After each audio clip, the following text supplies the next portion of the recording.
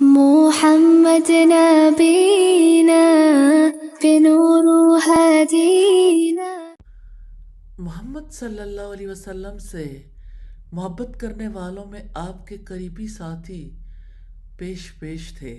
صحیح بخاری کی ایک حدیث میں ہے کہ جب رسول اللہ صلی اللہ علیہ وسلم نے سیدنا ابو بکر کے پاس آ کر انہیں بتلایا کہ مجھے مکہ سے ہجرت کی اجازت دے دی گئی ہے، تو سیدنا ابو بکر رضی اللہ تعالی عنہ نے فوراً آپ کی رفاقت طلب کر لی اور آپ نے انہیں اجازت دے دی۔ سیدنا ابو سعید خدری رضی اللہ تعالیٰ عنہ سے مروی ہے کہ نبی صلی اللہ علیہ وسلم نے خطبے کے دوران ارشاد فرمایا، اللہ تعالیٰ نے ایک بندے کو دنیا اور جو کچھ اس کے پاس ہے اس کے درمیان اختیار دیا تو اس نے وہ چیز پسند کر لی جو اللہ تعالیٰ کے پاس ہے۔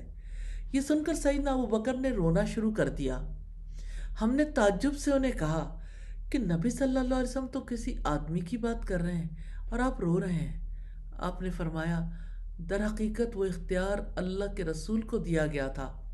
سیدنا ابو بکر سب سے زیادہ نبی کریم صلی اللہ علیہ وسلم کی بات کو سمجھنے والے تھے۔ سیدنا ابو بکر کا بیان ہے کہ ہم سفر ہجرت پر روانہ ہوئے تو لوگوں نے ہمارا تعاقب کیا۔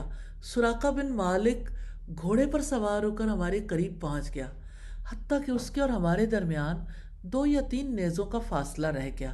میں نے رونا شروع کر دیا۔ آپ نے دریافت کیا، تم کیوں رو رہے ہو؟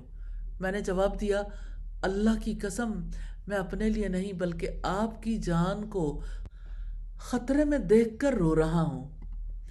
اس پر آپ نے ان کے لیے ان الفاظ میں بد دعا کی کہ اے اللہ، تو جیسے چاہے ہمارے لیے اس کے مقابلے میں کافی ہو جا۔ پھر سراقہ کے گھوڑے کی ٹانگیں زمین میں پیٹ تک دھنس گئیں۔ سیدہ عائشہ رضی اللہ تعالی عنہ بیان کرتی ہیں کہ جب سیدنا ابو بکر کی وفات کا وقت قریب آیا تو انہوں نے دریافت کیا، اللہ کے رسول کس روز فوت ہوئے تھے؟ جواب دیا گیا، سوموار کو۔ پھر انہوں نے پوچھا، آج کون سا دن ہے؟ بتایا گیا، سوموار۔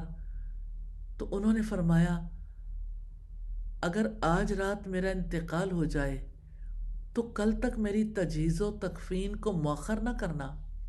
یقیناً تمام دنوں اور راتوں سے مجھے وہ دن اور رات سب سے زیادہ پیارے ہیں جو رسول اللہ صلی اللہ علیہ وسلم کے سب سے زیادہ قریب ہیں۔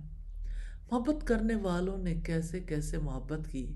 الہی ہمیں بھی ایسی سچی محبت نصیب فرما دیجیے، آمین ثم آمین۔ محمد